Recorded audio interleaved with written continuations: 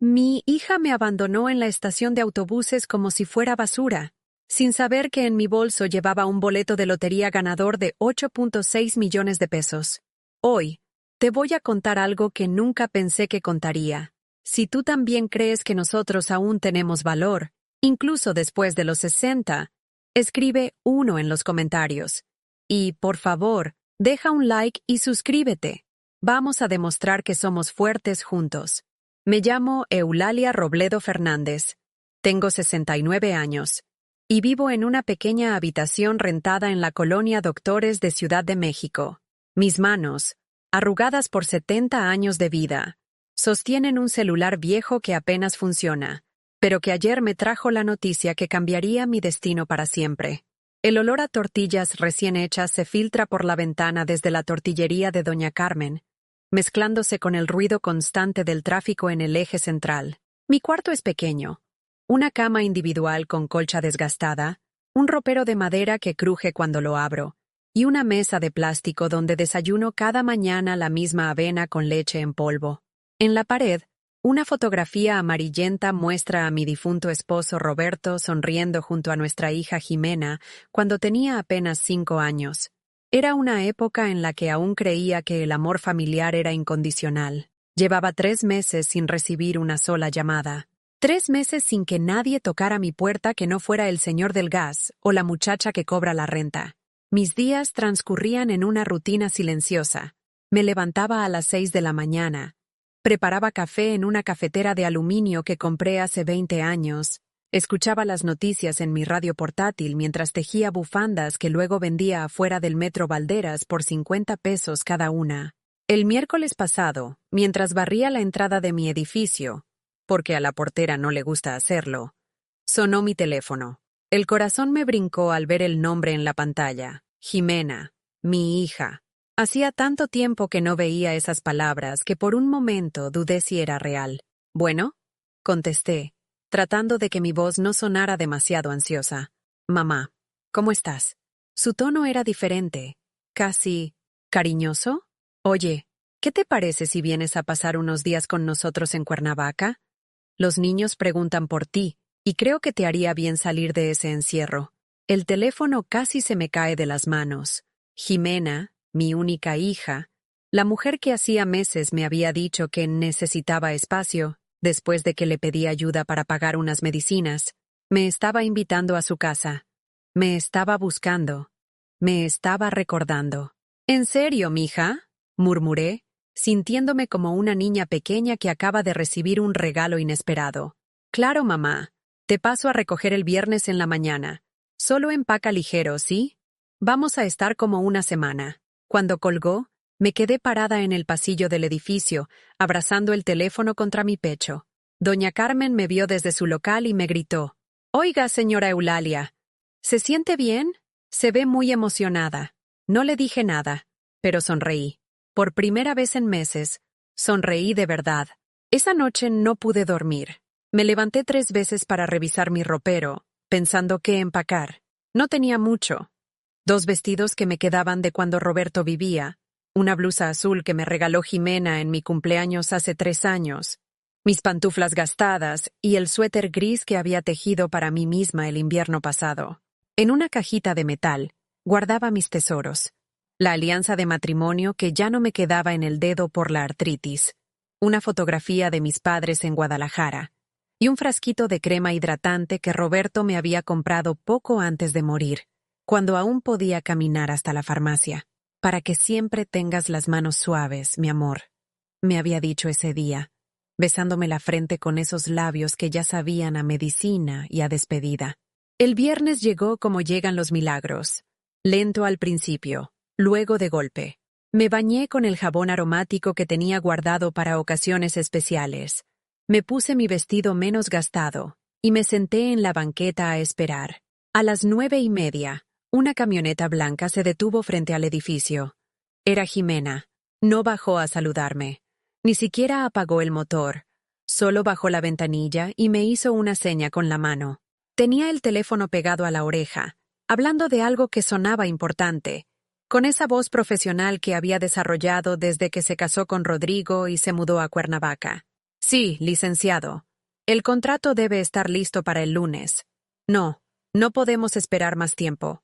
Cargué mi bolsa despacito, sintiendo cómo las rodillas me protestaban. La camioneta tenía aire acondicionado, asientos de piel y olía a perfume caro. En los asientos traseros iban mis nietos, Sebastián de 15 años y Valeria de 12. Los dos tenían audífonos puestos, mirando sus celulares como si fuera lo más importante del mundo. «Hola, abuelita», dijeron al mismo tiempo, sin levantar la vista de sus pantallas. Durante todo el viaje a Cuernavaca, Jimena siguió hablando por teléfono. De vez en cuando me miraba por el espejo retrovisor y me sonreía, pero era una sonrisa rápida, sin calor. Yo iba viendo pasar el paisaje por la ventana. Los cerros verdes, las casas de colores, los puestos de elotes en las orillas de la carretera. Todo me parecía hermoso porque lo estaba viendo con los ojos del amor recuperado. A la mitad del camino, quise romper el silencio. «Sebas, ¿cómo vas en la escuela, mijo?» Mi nieto suspiró sin quitarse los audífonos. «Bien, abuela. ¿Y tú, Vale? ¿Sigues jugando voleibol?» «Sí, abuela». «¿Por qué siempre hace las mismas preguntas, mamá?», le dijo a Jimena, como si yo no estuviera ahí. Jimena se rió bajito. «Ay, Vale, no seas así». Pero no me defendió. No les dijo que respetaran a su abuela, que fueran educados, que yo había venido porque me habían invitado. Solo siguió manejando, siguió hablando por teléfono, siguió tratándome como si fuera parte del paisaje. El resto del viaje lo pasé en silencio, viendo mis manos sobre mi bolsa. Dentro llevaba el frasquito de crema de Roberto, mi rosario, algunas medicinas y un boleto de lotería arrugado que había comprado hacía 2 semanas con las monedas que me sobraron después de comprar jitomates en el mercado. No sabía por qué lo había guardado. Nunca ganaba nada en esos juegos, pero el señor de la terminal me había dicho: «Ándele, doña, a ver si Dios se acuerda de usted». Si hubiera sabido lo que ese papel significaría para mi vida, tal vez habría prestado más atención a los números, pero en ese momento, lo único que importaba era que mi hija me había recordado, me había buscado, me había invitado a formar parte de su vida otra vez. No sabía que era la última vez que iba a mendigar amor donde no me lo querían dar. La casa de Jimena en Cuernavaca era todo lo que yo había soñado para ella cuando era pequeña.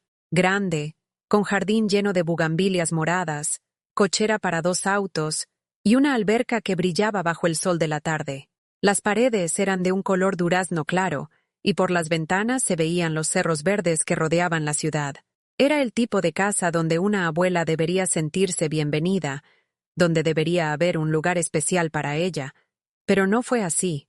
«Mamá, te acomodé acá atrás», me dijo Jimena, guiándome por un pasillo angosto hacia la parte trasera de la casa. «Es que la recámara de visitas la estamos usando de oficina para Rodrigo». Abrió una puerta que daba a un cuarto pequeño, sin ventanas, que olía a humedad y productos de limpieza. No era una recámara. Era donde guardaban las cosas que ya no usaban. Una lavadora vieja, cajas de cartón llenas de juguetes rotos, herramientas oxidadas y una colchoneta individual tirada en el suelo junto a una cobija deshilachada. «Es temporal», agregó rápidamente, evitando mirarme a los ojos. «Mañana le pido a la muchacha que acomode mejor». Pero la muchacha nunca vino a acomodar nada. Durante toda la semana, ese cuarto siguió siendo mi hogar, entre cajas de navidades pasadas y aparatos que ya no funcionaban. La colchoneta era tan delgada que podía sentir el piso frío contra mi espalda. Y por las noches, el ruido de las cucarachas caminando por las cajas me mantenía despierta. La primera mañana me levanté temprano, como siempre. En mi casa de la colonia Doctores tenía la costumbre de levantarme a las 6 para aprovechar el día, así que a las 6:30 ya estaba en la cocina de Jimena, buscando cómo ser útil. La cocina era hermosa. Azulejos blancos, refrigerador de acero inoxidable, estufa de gas con 6 quemadores. Todo reluciente, todo perfecto.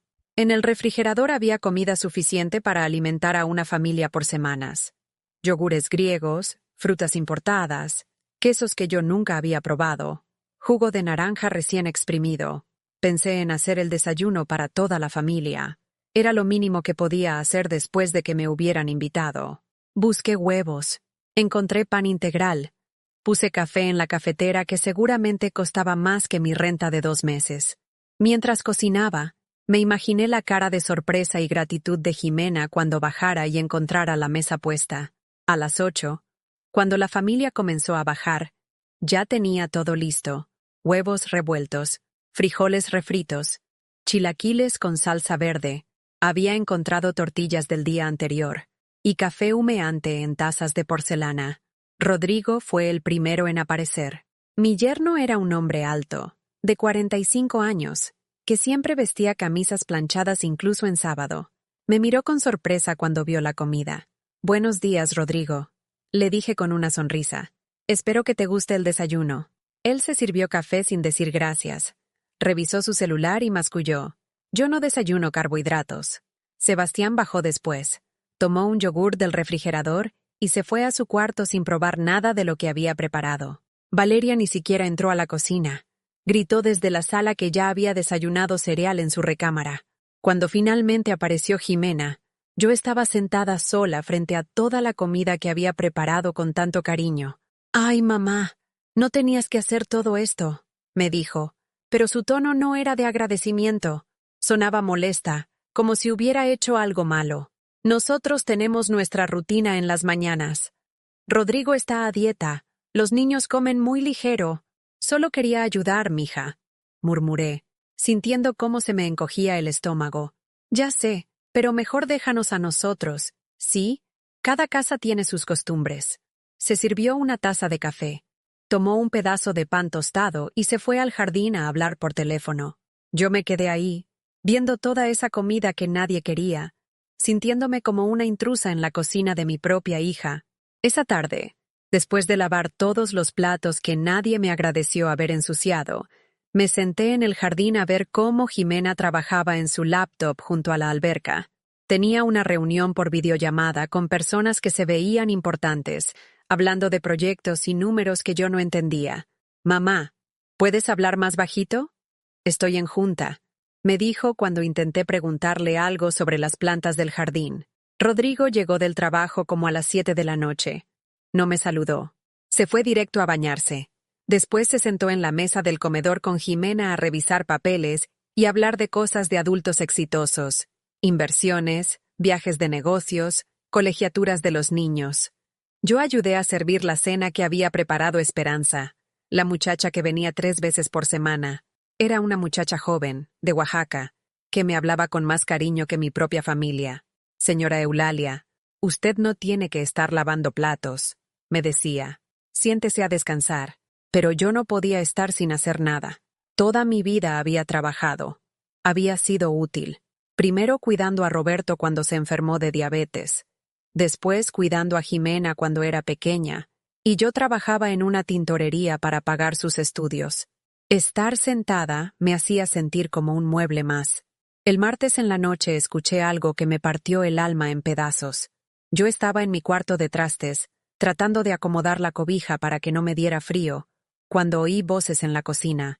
Era Rodrigo hablando con Jimena mientras lavaban los dientes. «Ya no está para andar por aquí, Jimé. Esa señora necesita un asilo», decía Rodrigo con la boca llena de pasta dental. «Lo estoy pensando», respondió mi hija. «Ya no es la misma de antes. Se ve perdida. No entiende cómo funcionan las cosas ahora. Además, los niños ya están grandes. No necesitan abuela. Y nosotros tenemos nuestra vida, nuestros planes». «Ya sé. Después hablo con ella. Le voy a explicar que sería mejor para todos». Me quedé helada en esa colchoneta. Esa señora, así se refería a mí mi propia hija. No mi mamá, no ella. Esa señora. Como si fuera una extraña que se había metido a su casa sin permiso. Los días siguientes fueron una tortura silenciosa. Me convertí en invisible. Por las mañanas, la familia desayunaba mientras yo fingía dormir para no estorbar. Por las tardes, me sentaba en el jardín a tejer, tratando de no hacer ruido cuando Jimena tenía sus llamadas importantes. Por las noches, comía las sobras en la cocina, después de que todos se habían ido a sus recámaras. Valeria y Sebastián me hablaban solo cuando necesitaban algo. «Abuela, ¿puedes lavar mi uniforme? Abuela, se acabó el papel del baño». Pero nunca, «¿Cómo estás, abuela?», o ¿Te gusta estar aquí con nosotros? Una noche, Sebastián trajo a sus amigos a hacer un proyecto. Yo estaba en la sala viendo televisión cuando llegaron. Mi nieto me vio y le dijo a sus amigos: «Espérense afuera, ahorita bajo». Es que está mi abuela y... Ya saben. ¿Ya saben qué? ¿Que los abuelos son estorbosos? ¿Que molestamos? ¿Que es mejor escondernos cuando vienen las visitas? El jueves por la noche, mientras todos cenaban en el comedor hablando de las vacaciones que planeaban para Semana Santa. A Cancún. ¿Qué te parece, amor? Los niños ya conocen Puerto Vallarta. Yo me quedé en la cocina comiendo un sándwich de jamón parada junto al fregadero. Nadie me preguntó si quería acompañarlos a cenar. Nadie me preguntó si me gustaba Cancún, o si alguna vez había ido al mar. Nadie me preguntó nada. En mi bolsa, junto al frasquito de crema de Roberto, estaba ese boleto de lotería arrugado. A veces lo tocaba sin saber por qué, como un amuleto que me recordaba que en algún lugar del mundo todavía existía la esperanza.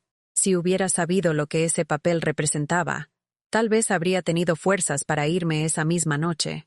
Pero entonces todavía creía que el amor de una hija valía más que todo el dinero del mundo. Me equivoqué. El viernes amaneció diferente. Había algo en el aire. Una tensión que no podía explicar. Jimena se levantó más temprano que de costumbre, y la escuché hablando por teléfono desde muy temprano, pero en voz baja, como si no quisiera que nadie la oyera. Yo estaba en mi cuarto de trastes, doblar la cobija deshilachada que había sido mi única compañía durante esas noches frías, cuando ella abrió la puerta sin tocar. «Mamá, levántate, te compré boleto en el ADO, te toca a las 9:20». Las palabras cayeron sobre mí como cubetazos de agua fría. No había buenos días, no había explicación, no había siquiera una disculpa en su voz, solo la información. Había llegado el momento de deshacerse de mí. «¿Ya me voy, mija?», pregunté, tratando de que mi voz no se quebrara. Pensé que íbamos a estar una semana juntas. Sí, pero surgió algo.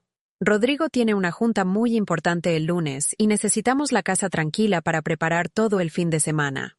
Tranquila. Esa palabra se me clavó como una espina. Yo, que había limpiado sus baños sin que me lo pidiera, que había lavado trastes sin quejarme, que había comido las sobras en silencio, era lo que impedía que su casa estuviera tranquila. «Ándale, mamá. Vístete. En 20 minutos nos vamos». No hubo tiempo para despedirme de mis nietos.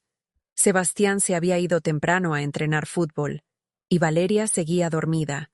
No hubo tiempo para un último desayuno juntas, para una conversación de despedida, para siquiera un abrazo que me diera a entender que había valido la pena venir. Metí mis pocas cosas en la bolsa de plástico que había traído. El suéter gris, la blusa azul que había guardado para una ocasión especial que nunca llegó, mis pantuflas gastadas. En el fondo, junto al frasquito de crema de Roberto, estaba el boleto de lotería arrugado.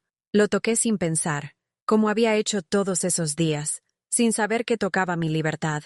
El viaje a la central de autobuses fue el más silencioso de mi vida. Jimena iba concentrada en el volante, con las manos tensas y la mandíbula apretada, como si manejar hasta la terminal fuera una obligación molesta que tenía que cumplir antes de empezar su día real. Por la ventana veía pasar los mismos paisajes que había admirado unos días antes con ojos llenos de esperanza. Las casas de colores, los cerros verdes, los puestos de elotes, pero ahora todo se veía gris, como si el mundo hubiera perdido sus colores junto con mis ilusiones. «¿Estás enojada conmigo, Jimena?», le pregunté a la mitad del camino, reuniendo todo el valor que me quedaba. Ella suspiró, como si la pregunta la molestara. «No estoy enojada, mamá. Es solo que... las cosas son diferentes ahora. Rodrigo y yo tenemos responsabilidades. Los niños tienen sus actividades. No es como antes. Como antes». ¿Cuándo había sido ese antes? ¿Cuando ella era pequeña y yo trabajaba dobles turnos en la tintorería para pagarle la escuela privada? ¿Cuando Roberto se enfermó y yo la llamaba llorando porque no sabía cómo iba a pagar las medicinas? ¿Cuando se casó y yo vendí mis pocos muebles para ayudarle con los gastos de la boda? Entiendo, mija. Mentí, porque no entendía nada. No entendía cómo una semana que había comenzado como un regalo se había convertido en una humillación.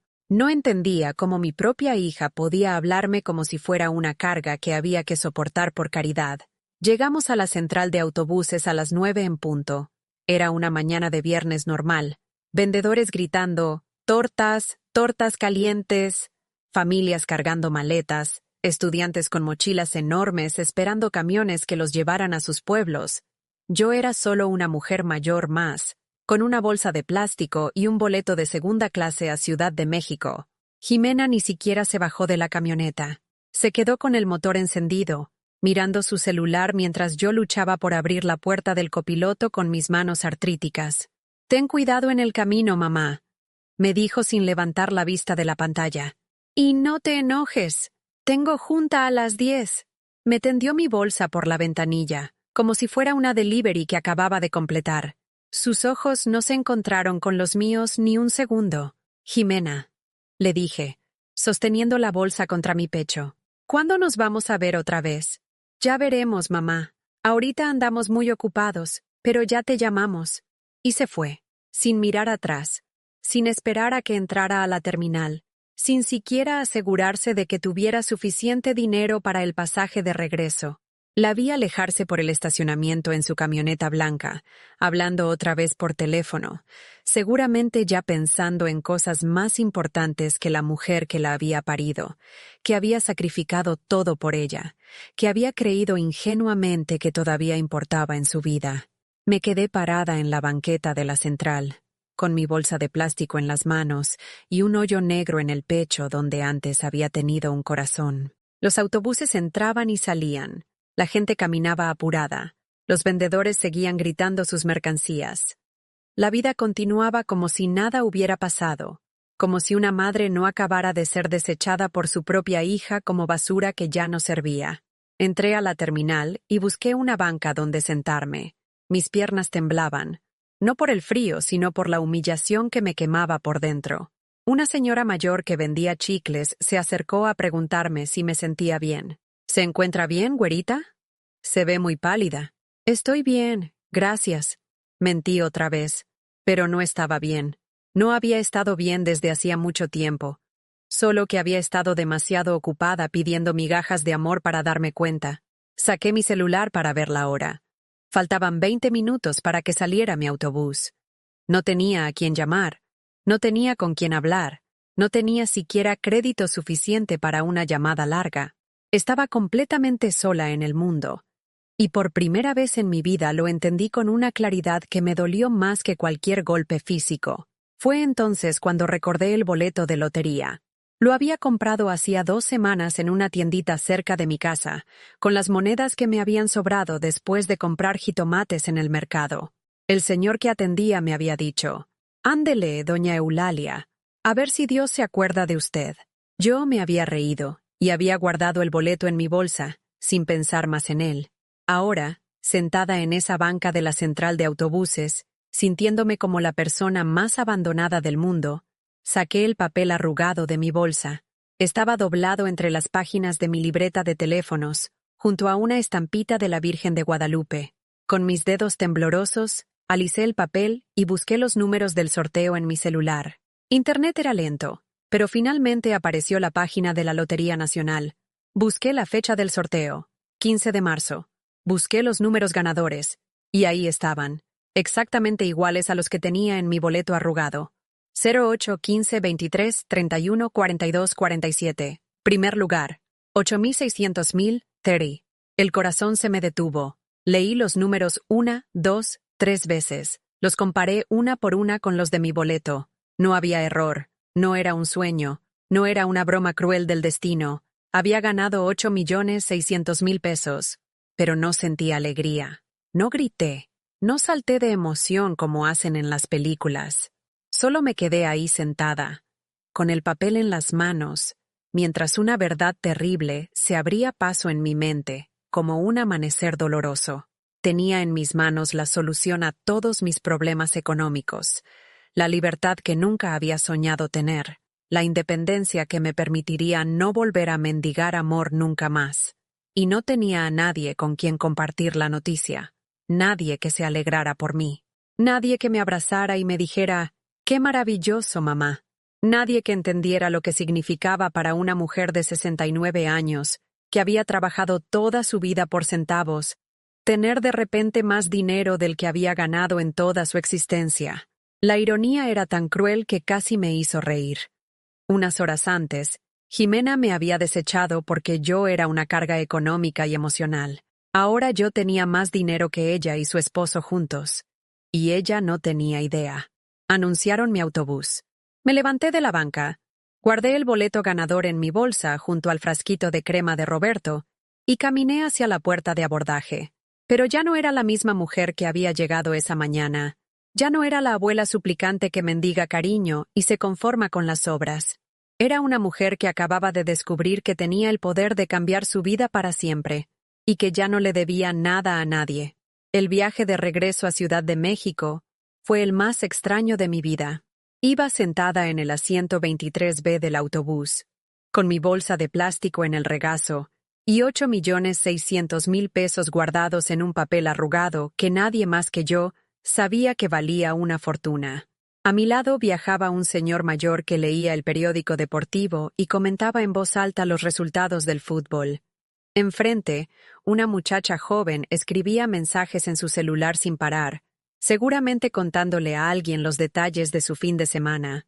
Detrás de mí, una familia completa discutía sobre dónde iban a comer cuando llegaran a la capital. Todos tenían a alguien esperándolos. Todos tenían a quien contarle su día, sus problemas, sus alegrías.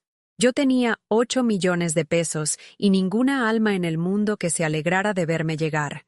El paisaje de la carretera pasaba por la ventana como una película en cámara lenta. Veía los mismos cerros, las mismas casas, los mismos puestos de frutas que había visto en la mañana, pero ahora todo se veía diferente, como si llevara puestos unos lentes nuevos que me permitían ver la realidad por primera vez. Durante el viaje, saqué mi celular y busqué información sobre cómo cobrar premios de lotería. Las páginas web hablaban de oficinas en Ciudad de México, de identificaciones oficiales, de procesos que podían tomar varias semanas.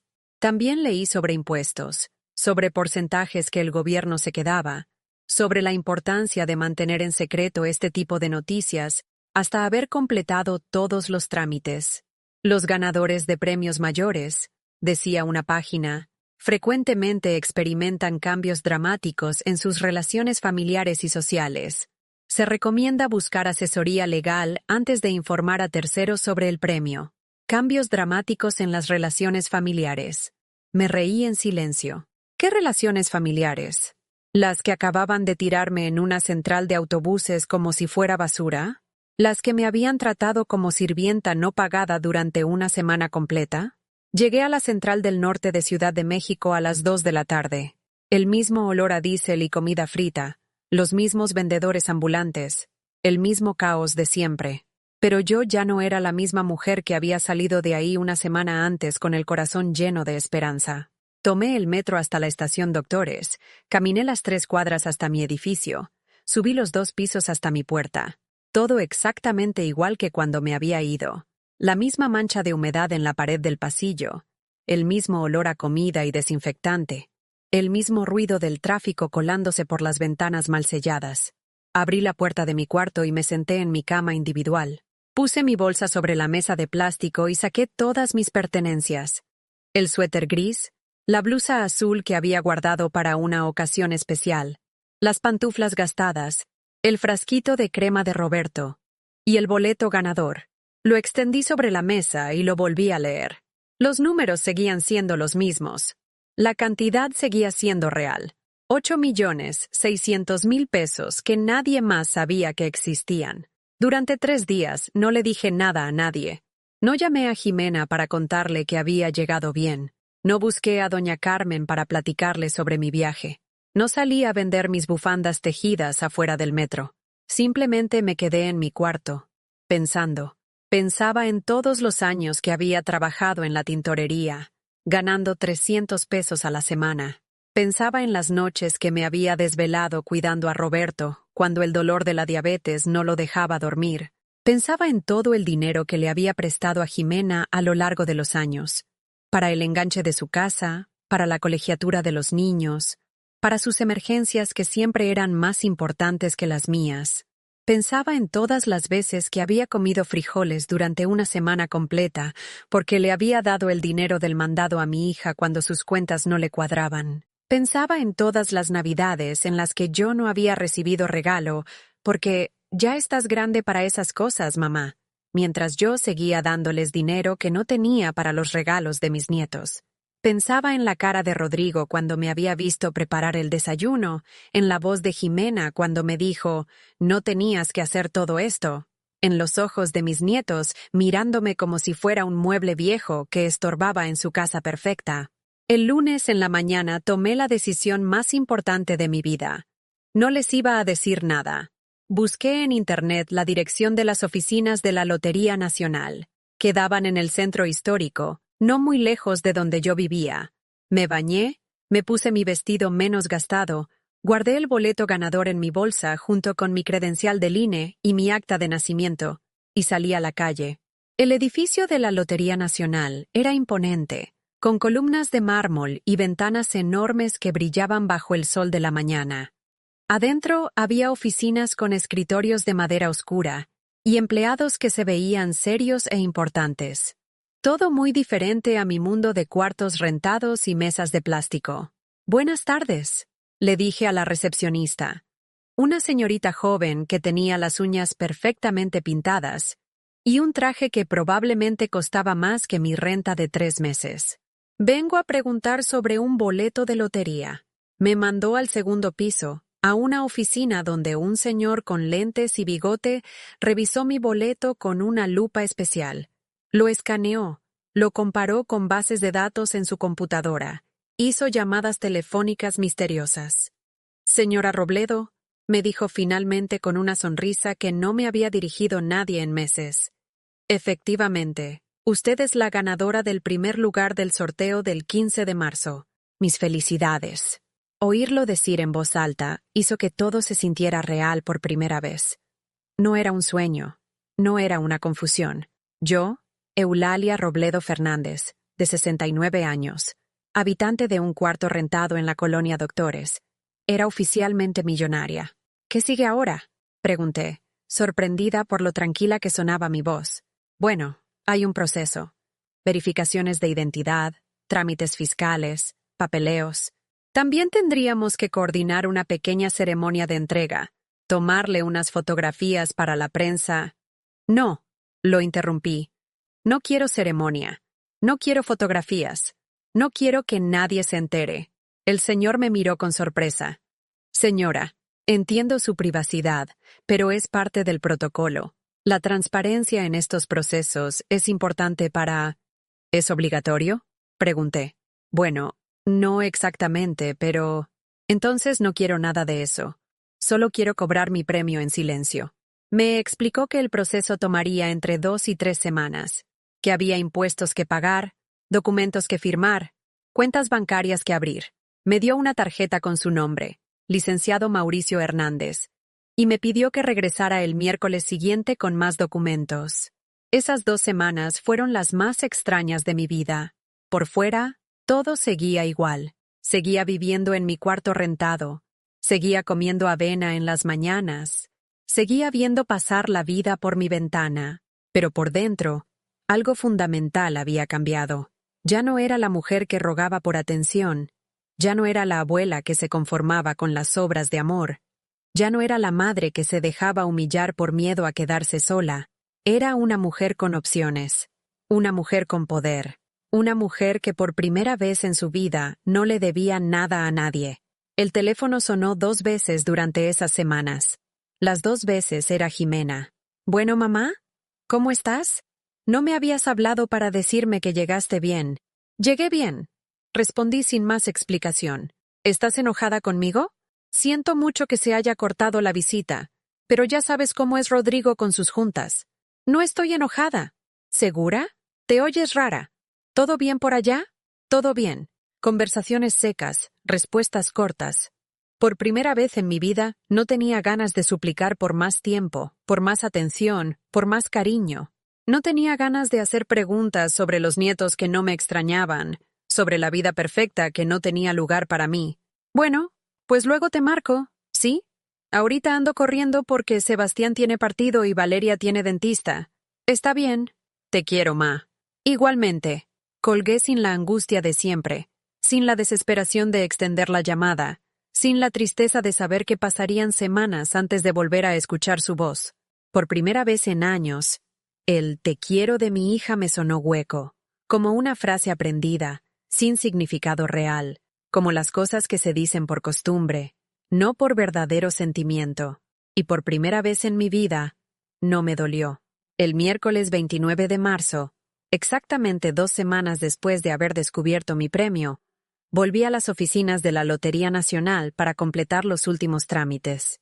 Llevaba conmigo todos los documentos que me habían pedido: acta de nacimiento, comprobante de domicilio, identificación oficial, y una carpeta que el licenciado Hernández me había dado con formularios llenos de números y letras que no entendía completamente, pero que representaban mi nueva realidad.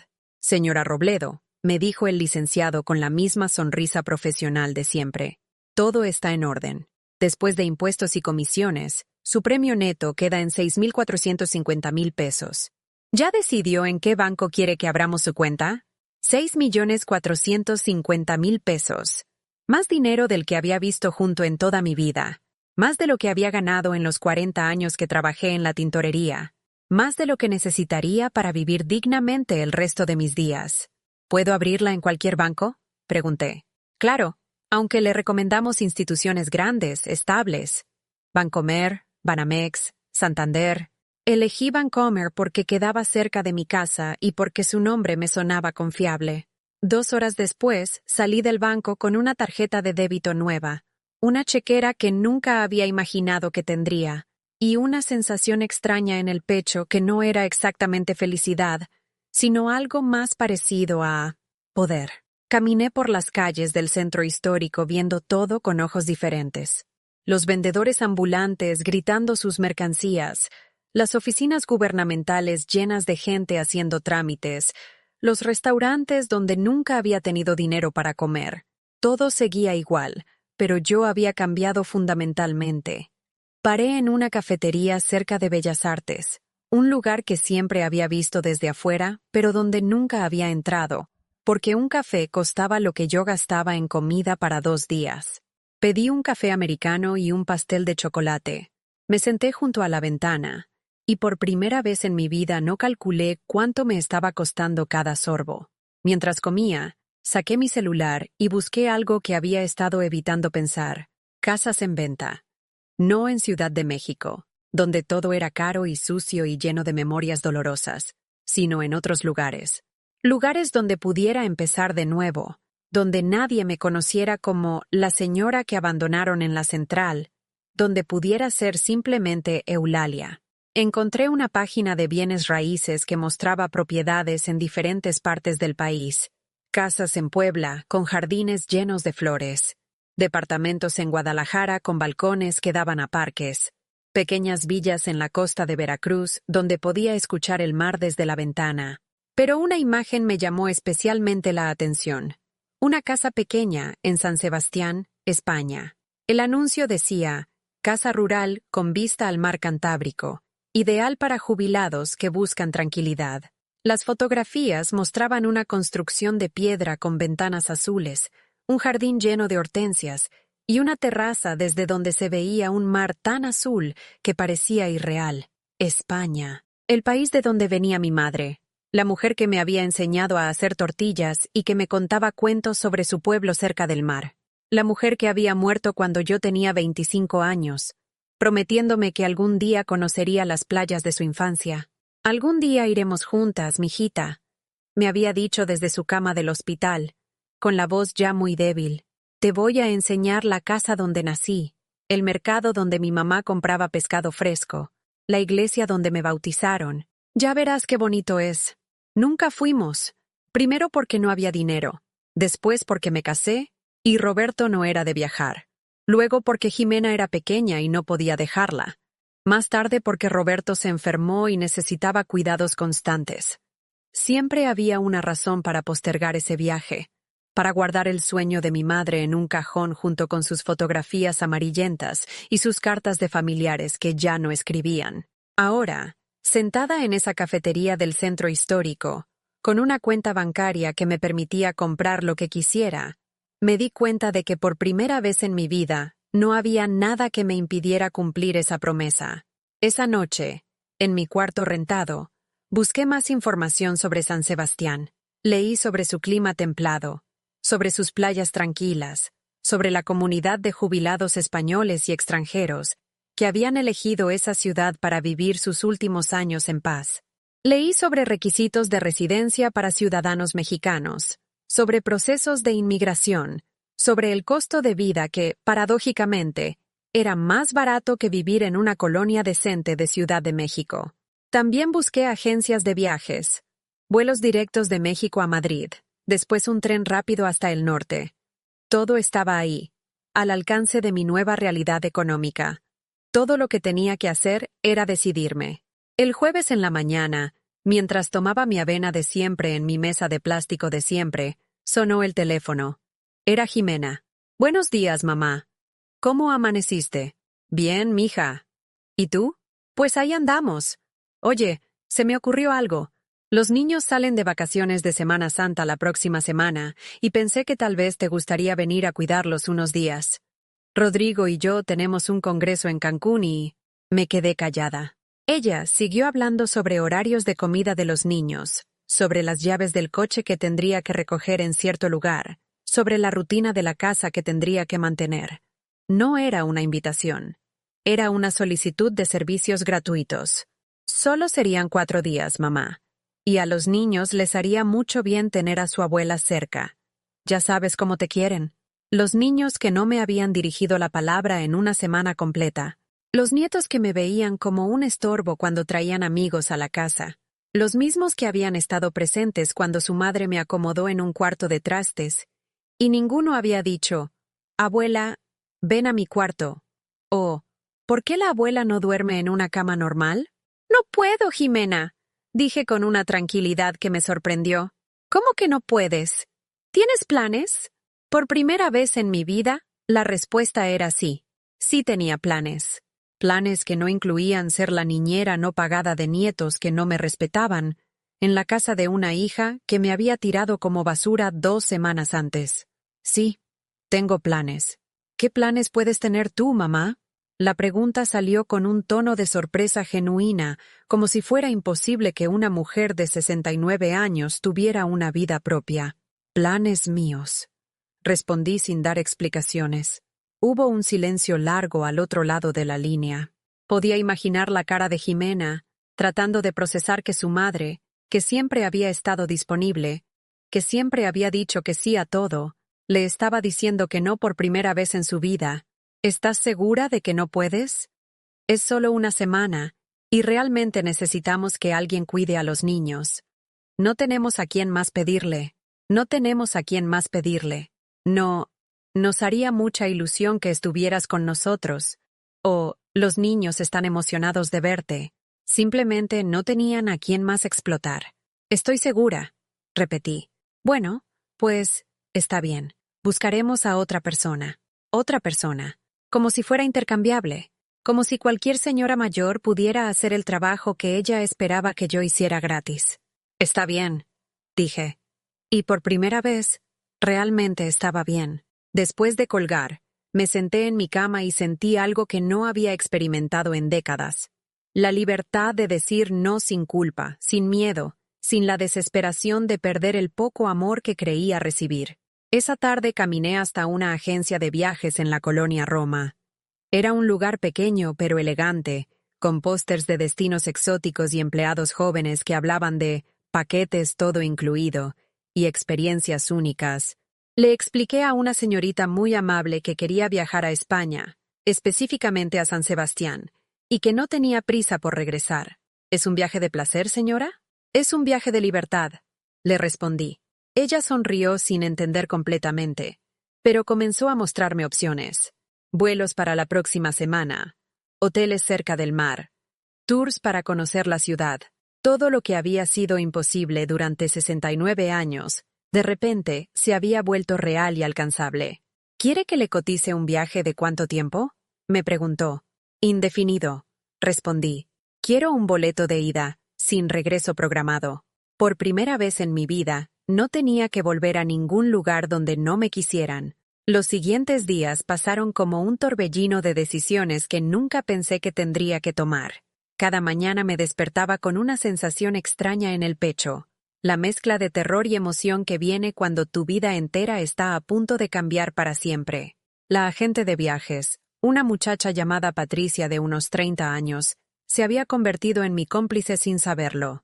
Cuando le expliqué que quería irme a España sin fecha de regreso, ella no hizo preguntas incómodas ni me trató como si estuviera loca. Simplemente me ayudó a organizar todo con la eficiencia de alguien que había visto muchos sueños convertirse en planes reales.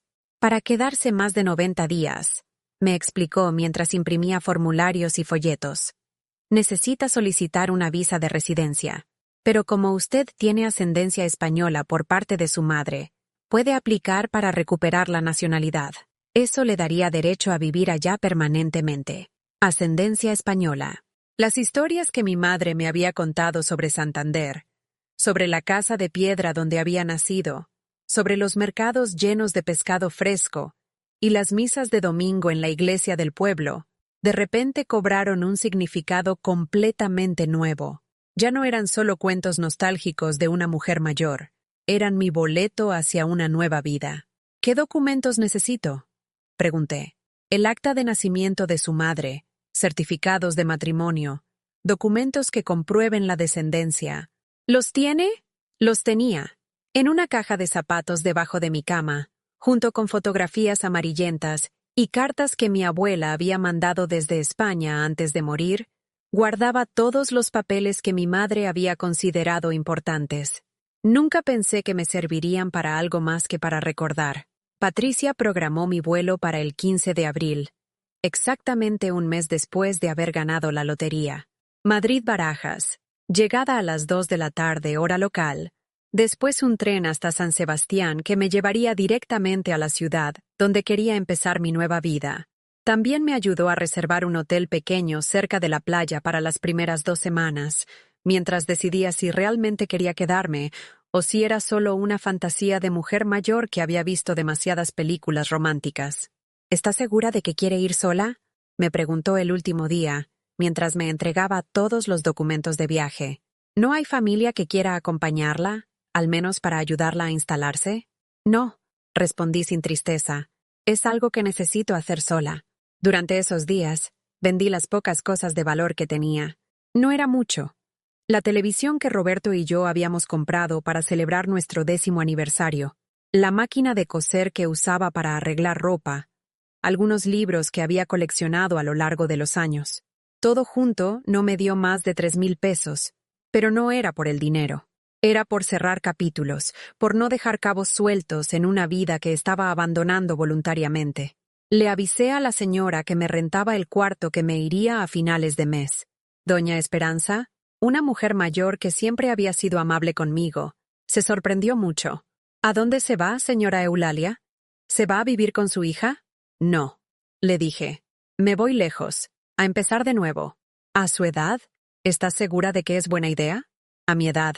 Esa frase que había escuchado toda la vida para limitarme, para convencerme de que ya era demasiado tarde para los cambios, para los sueños, para las decisiones valientes, como si cumplir años fuera sinónimo de renunciar a vivir. Nunca he estado más segura de algo en mi vida, le respondí. El 10 de abril, 5 días antes de mi vuelo, Jimena me llamó otra vez. Mamá, ¿sigues enojada conmigo? Ya pasó más de un mes desde que viniste a la casa y casi no hemos hablado. Su voz sonaba diferente, menos segura, más preocupada, como si finalmente hubiera notado que algo había cambiado en mí. No estoy enojada, Jimena. Entonces, ¿por qué estás tan rara? Rodrigo dice que tal vez estás deprimida y que deberíamos llevarte con un doctor. Rodrigo tenía opiniones sobre mi estado mental. El mismo hombre que había dicho que yo necesitaba un asilo, ahora se preocupaba por mi salud emocional. La ironía era tan perfecta que casi me hizo reír. No estoy deprimida. Al contrario, me siento mejor que nunca. No te oyes como siempre, mamá. Antes eras más, no sé, más habladora. Siempre preguntabas por los niños, por la casa, por nuestros planes. Ahora contestas con puras palabras cortitas. Tenía razón. Antes era más habladora. Antes llenaba los silencios incómodos con preguntas desesperadas sobre sus vidas, tratando de encontrar formas de sentirme incluida, de hacerme necesaria, de convencerlos de que valía la pena mantenerme cerca. ¿Quieres que vaya a verte?, me preguntó. Puedo manejar hasta allá el fin de semana. Era jueves. Mi vuelo salía el lunes. En 4 días estaría al otro lado del océano, comenzando una vida que Jimena no podía ni imaginar. Parte de mí quería decirle que sí, que viniera, que pasáramos un último fin de semana juntas antes de que desapareciera para siempre de su vida. Pero la parte más sabia de mí, la parte que había aprendido a valorarse, sabía que sería un error. No es necesario, mija. Ando ocupada estos días. ¿Ocupada con qué? Nunca me has dicho que tengas planes o amigos o cosas que hacer. Nunca había tenido planes porque nunca había tenido opciones. Nunca había tenido amigos porque había dedicado toda mi energía emocional a una familia que no me valoraba. Nunca había tenido cosas que hacer porque había vivido esperando a que ellos me dieran un propósito, un lugar, una razón para existir. Pues ahora sí tengo cosas que hacer, dije con una firmeza que me sorprendió. Después de colgar, me senté en mi cama y miré alrededor de mi cuarto por última vez. La mancha de humedad en la pared que había visto todos los días durante 3 años. La mesa de plástico donde había comido miles de comidas solitarias. La ventana por donde había visto pasar las estaciones. Esperando llamadas que nunca llegaban. Visitas que nunca se materializaban. Invitaciones que llegaban solo cuando necesitaban algo de mí. En la pared, la única fotografía que había colgado. Roberto y yo el día de nuestra boda, jóvenes y sonrientes, creyendo que el amor era suficiente para protegernos de todo lo que vendría después. Él había muerto hace 5 años, convencido hasta el final de que Jimena era una hija maravillosa, que cuidaría de mí cuando él ya no estuviera. No había vivido lo suficiente para ver cómo su hija perfecta me trataría cuando ya no le sirviera para nada. El domingo por la noche hice mi maleta. Una sola maleta pequeña con ruedas que había comprado especialmente para el viaje. Adentro puse 2 vestidos, ropa interior, las medicinas que tomaba para la presión, el frasquito de crema de Roberto que ya estaba casi vacío, y la fotografía de mis padres en Guadalajara. También guardé los documentos de mi madre que comprobarían mi ascendencia española, los papeles del banco que demostraban que tenía dinero suficiente para vivir sin trabajar el resto de mi vida, y una copia del boleto de lotería ganador que había cambiado mi destino para siempre. En el bolsillo de mi abrigo puse mi pasaporte mexicano, mi tarjeta de débito nueva, y el número de teléfono de Patricia por si necesitaba ayuda con algo en el aeropuerto. Esa última noche en Ciudad de México dormí profundamente, sin los sobresaltos y las pesadillas que habían marcado mis noches durante los últimos años. Era como si mi cuerpo supiera que el sufrimiento había terminado, que ya no tenía que cargar con el peso de ser invisible, de ser prescindible, de ser una molestia que la gente soportaba por obligación familiar. El lunes 15 de abril me levanté a las 5 de la mañana, no por ansiedad, sino por emoción. Me bañé con cuidado, me puse mi vestido azul, el que había guardado tanto tiempo para una ocasión especial. Me maquillé ligeramente por primera vez en meses, y me miré en el espejo del baño. La mujer que me devolvía la mirada ya no era la misma que había mendigado amor en Cuernavaca un mes antes. Era una mujer con propósito, con destino, con la libertad de escribir su propia historia. A las 6 de la mañana, un taxi me esperaba en la puerta del edificio para llevarme al aeropuerto. Doña Carmen estaba abriendo su tortillería y me vio salir con mi maleta. ¿Se va de viaje, señora Eulalia?, me gritó desde su local. Sí, le respondí. Me voy lejos. ¿Cuándo regresa? Sonreí por primera vez en mucho tiempo. Una sonrisa real, no de las que había estado fingiendo por cortesía. No voy a regresar, le dije. Me voy a casa. El vuelo de 11 horas hasta Madrid fue el más largo de mi vida, pero también el más liberador.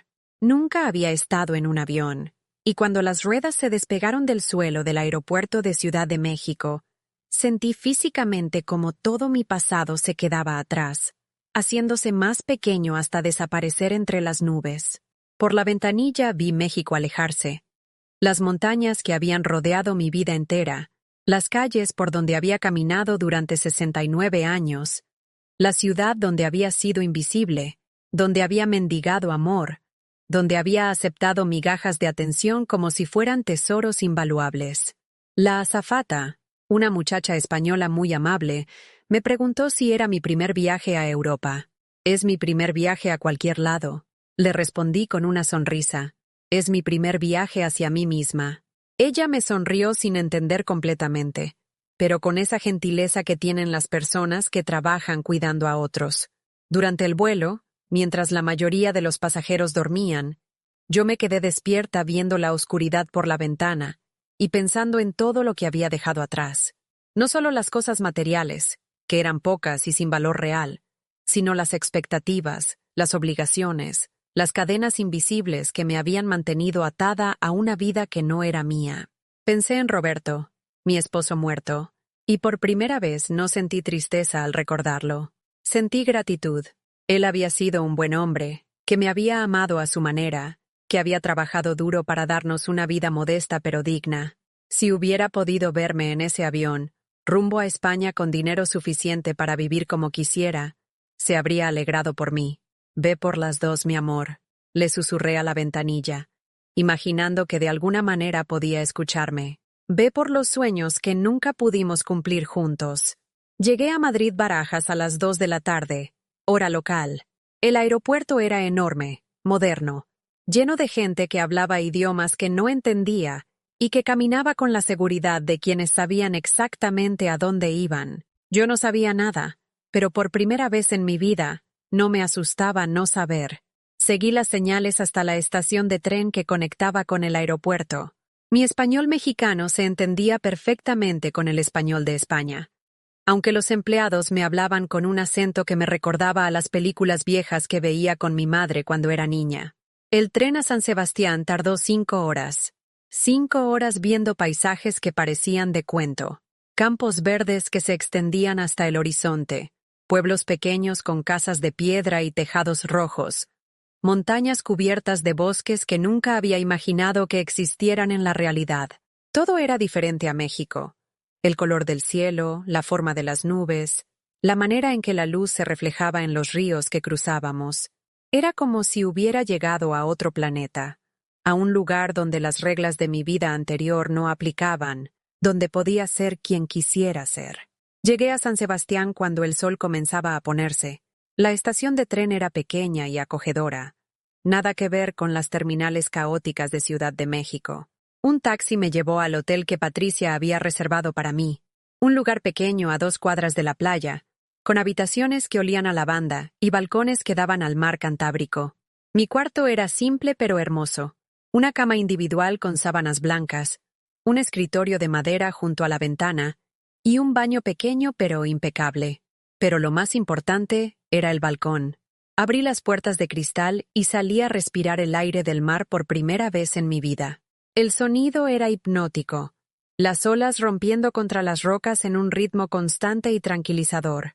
El olor era limpio, salado, completamente diferente a los olores de gasolina y comida frita a los que estaba acostumbrada. ¿Y el horizonte? El horizonte se extendía infinito, sin edificios que lo interrumpieran, sin límites visibles. Me quedé en ese balcón hasta que oscureció completamente, escuchando el mar y sintiendo cómo algo dentro de mí, algo que había estado tenso y dolorido durante años, comenzaba finalmente a relajarse. Esa primera noche en San Sebastián dormí mejor de lo que había dormido en décadas. No me desperté pensando en qué le diría a Jimena si me llamaba, ni preocupándome por si tenía suficiente dinero para pagar la renta, ni angustiándome por ser una carga para alguien. Desperté cuando mi cuerpo quiso despertar, sin prisa, sin obligaciones, sin nadie esperando nada de mí. Los primeros días los dediqué a explorar la ciudad como una turista curiosa. San Sebastián era perfecta, lo suficientemente grande para tener todo lo que necesitaba, pero lo suficientemente pequeña para caminarla entera en una mañana. Las calles estaban limpias, La gente era amable sin ser invasiva, y había una sensación de tranquilidad que no había experimentado nunca. Encontré un mercado donde vendían pescado fresco, verduras que brillaban como joyas, panes artesanales que olían a gloria.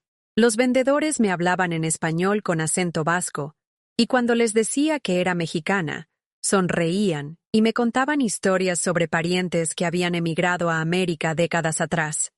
Mi tío se fue a México en los años 50. Me contó una señora que vendía quesos. Decía que allá las mexicanas eran las mujeres más hermosas del mundo. ¿Usted de qué parte de México es? De Ciudad de México, le respondí. Pero creo que mi verdadera casa siempre estuvo aquí. Una semana después de llegar, decidí que no quería seguir viviendo en el hotel. Quería algo más permanente, algo que fuera realmente mío. Busqué apartamentos en renta y encontré uno perfecto. Un pequeño piso en el segundo piso de un edificio antiguo, con 2 habitaciones, una cocina que daba a un patio interior lleno de plantas, y lo más importante, una terraza desde donde se veía el mar. La dueña era una señora mayor llamada Carmen, como doña Carmen de la tortillería, pensé con ironía, que había enviudado recientemente y necesitaba los ingresos del alquiler. ¿Usted vive sola?, me preguntó mientras me enseñaba el apartamento. Sí, le respondí, y estoy aprendiendo a que me guste. Ay, qué bien. Yo también estoy aprendiendo eso. Mi marido murió hace 2 años y todos mis hijos me dicen que me vaya a vivir con ellos. Pero yo no quiero ser una carga. Quiero vivir mi vida como yo decida. La entendí perfectamente. Firmé el contrato de renta ese mismo día. Mudarse a los 69 años debería haber sido traumático, pero para mí fue como nacer de nuevo. Compré muebles sencillos pero cómodos. Una mesa de madera para la cocina, sillas que no fueran de plástico, una cama real con un colchón que no se hundiera en el medio. Por primera vez en mi vida, elegí cada objeto pensando únicamente en si me gustaba, no en si podía pagarlo o si era lo más práctico. También adopté 2 perros del refugio local, Max y Luna, 2 Golden Retrievers mayores que habían sido abandonados por familias que ya no los querían.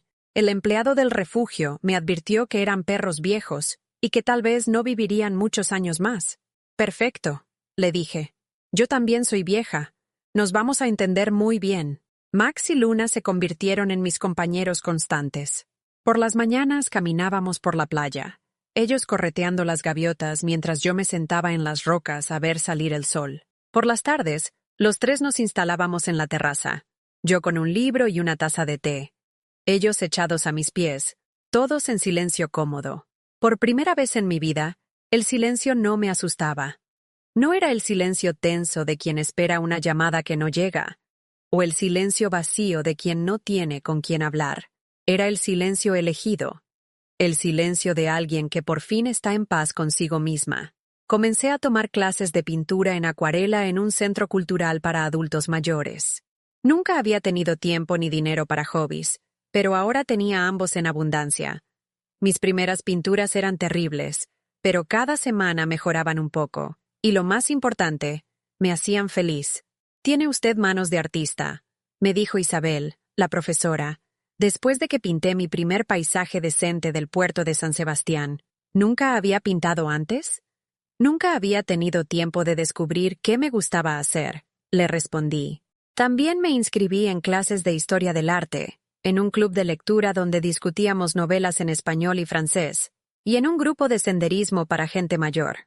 Mi vida se llenó de actividades que había elegido yo, de personas que me conocían como Eulalia la pintora, no como Eulalia la abuela abandonada.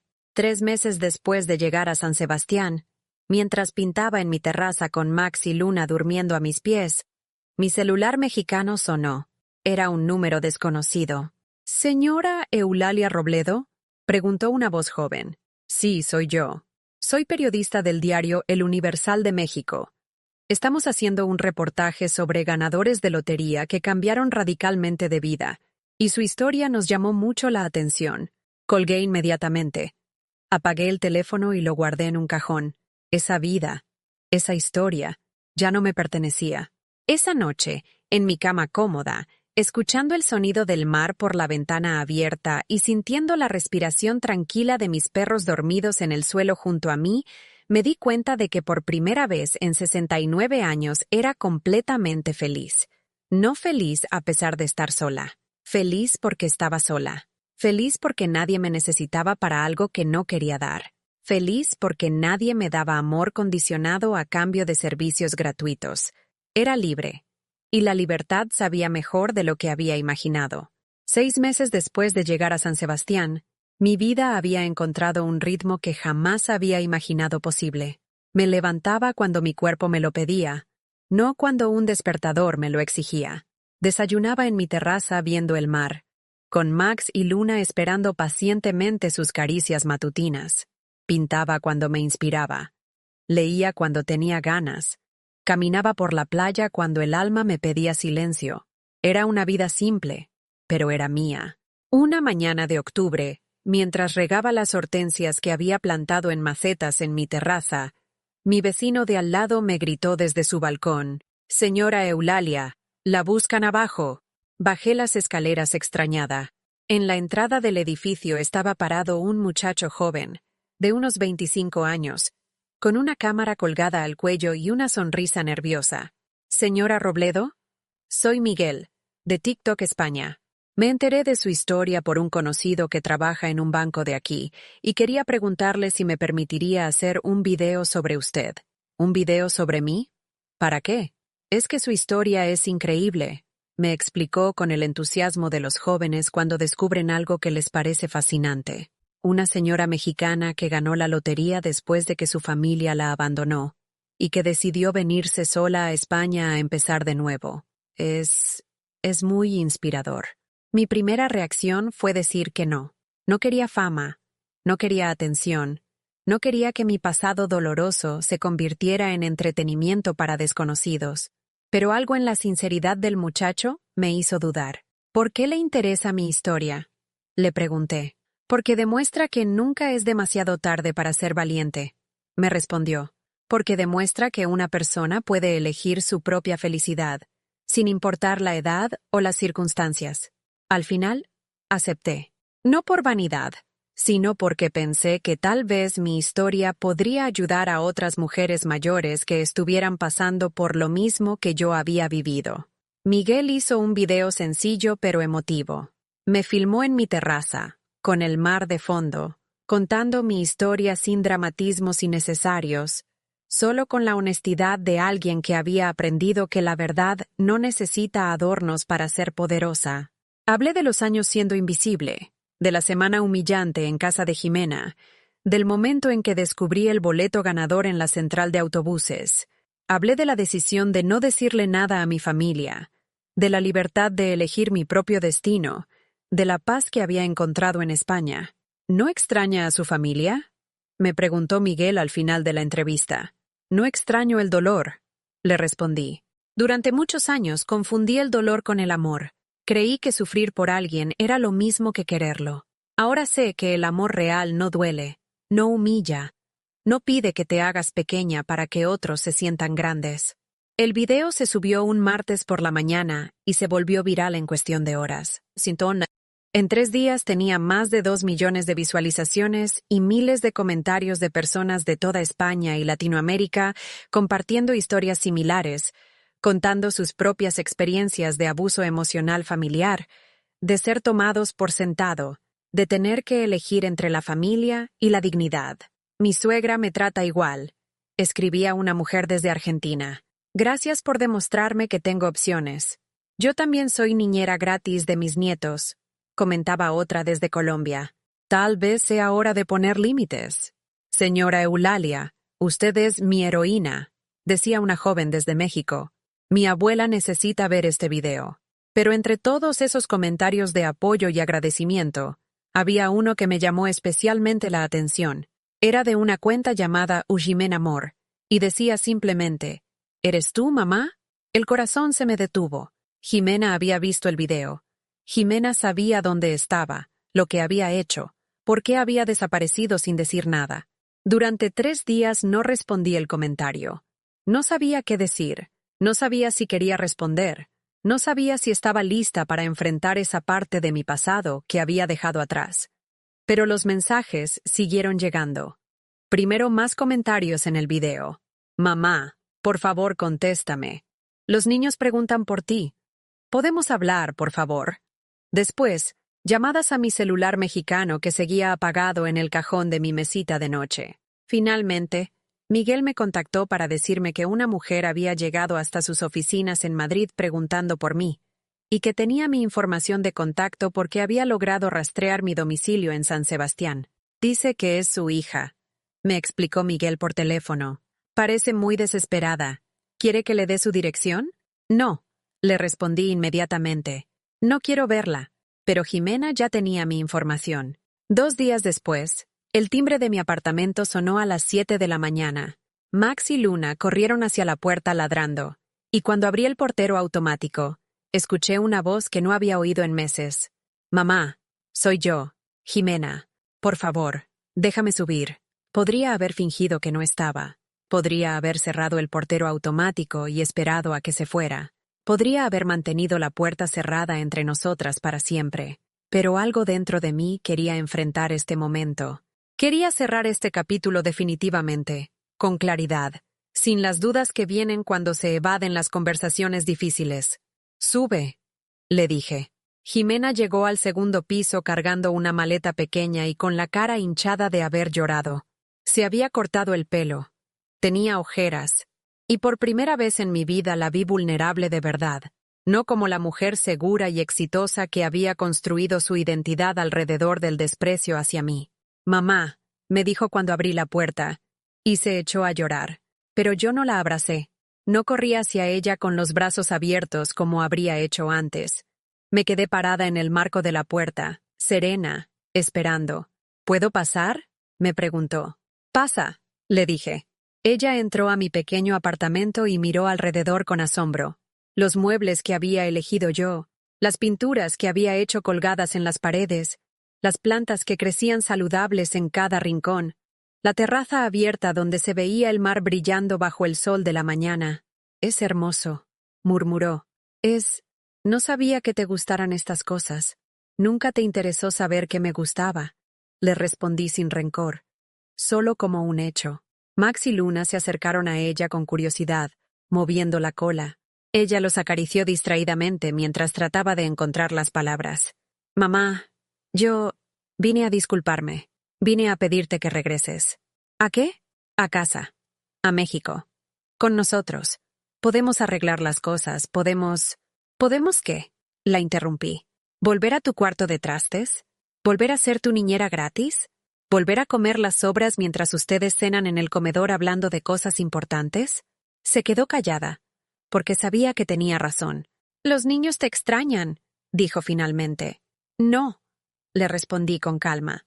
Los niños ni siquiera notaron que me fui. Y está bien, no es su culpa. Ustedes les enseñaron que las abuelas son muebles, que los adultos mayores son cargas que se soportan por obligación. Yo nunca... Sí lo hiciste, Jimena. Durante años lo hiciste, y yo te dejé, porque tenía tanto miedo de quedarme sola que prefería ser invisible a ser abandonada. Nos quedamos calladas por un momento largo. Ella lloraba en silencio. Yo mantenía la serenidad que había aprendido en estos meses de paz. ¿Sabes por qué no te dije que había ganado la lotería?, le pregunté. Ella negó con la cabeza. Porque sabía que si te lo decía, ibas a fingir que me querías. Ibas a tratarme bien porque me necesitabas, no porque me valoraras. Y yo ya no quería amor falso. Ya no quería ser querida por lo que podía dar. Te quiero, mamá. De verdad te quiero. Tal vez, le dije. Pero no sabes cómo quererme sin lastimar, sin humillar, sin convertirme en algo conveniente para tu vida. Jimena se quedó 3 días en San Sebastián, hospedada en un hotel cercano. Intentó convencerme de volver con ella. Prometió cambios que sabíamos que no iba a cumplir. Lloró, se enojó, trató de hacerme sentir culpable por abandonar a la familia. Pero yo ya no era la mujer que se dejaba manipular por el miedo o la culpa. El día que se fue, caminamos hasta la estación de tren. Era un viaje extrañamente similar al que habíamos hecho meses atrás, hasta la central de autobuses de Cuernavaca. Pero esta vez, yo era quien tenía el control. quien decidía cuándo terminaba la conversación. ¿Nunca vas a perdonarme?, me preguntó antes de subir al tren. Ya te perdoné, Jimena. Le respondí con sinceridad. Te perdoné el día que decidí ser feliz a pesar de todo lo que pasó. Pero perdonar no significa olvidar, y no significa regresar a una dinámica que me lastimaba. ¿Qué le digo a los niños? Diles la verdad. Que su abuela se fue a vivir su propia vida, que está bien, que es feliz, y que los quiere desde lejos. El tren se alejó con mi hija adentro, y yo me quedé parada en el andén sintiendo algo que no esperaba. Paz total. No tristeza, no arrepentimiento, no dudas. Solo la certeza tranquila de haber hecho lo correcto. Esa noche, en mi terraza, con Max y Luna dormidos a mis pies y una copa de vino tinto en las manos, subí una fotografía a mi perfil de redes sociales. Era yo, sonriendo genuinamente, con el mar de fondo y mis perros a mi lado. El texto decía simplemente: no me busques donde me ignoraste, porque ahí ya no vivo. Hoy, un año después de llegar a España, puedo decir que encontré algo más valioso que 8 millones de pesos. Encontré mi propia voz, mi propio valor, mi propia definición de lo que significa una vida bien vivida. La verdadera fortuna no fue el dinero que gané, fue la libertad que me di. Camino por la playa cada mañana, pinto cada tarde, leo cada noche. Tengo amigos que me conocieron cuando ya era libre, no cuando era pequeña. Tengo una rutina que elegí yo, no que me impusieron las necesidades de otros. Y por primera vez en 70 años, cuando me miro al espejo, veo a una mujer completa, no a la mitad de una relación tóxica, no a la sombra de una familia que no me valoraba. Veo a Eulalia, artista, dueña de perros, lectora, caminante de playas, mujer que eligió su propia felicidad. ¿Has vivido alguna vez algo parecido? ¿Conoces a alguien que haya tenido que elegir entre la familia y la dignidad? Cuéntamelo en los comentarios. Si esta historia te tocó el corazón, dale like y suscríbete al canal. Tal vez llegue a alguien que necesita escuchar que nunca es demasiado tarde para ser valiente, que nunca es demasiado tarde para elegir el respeto por encima del miedo, que nunca es demasiado tarde para encontrar la verdadera fortuna, la libertad de ser quien realmente eres.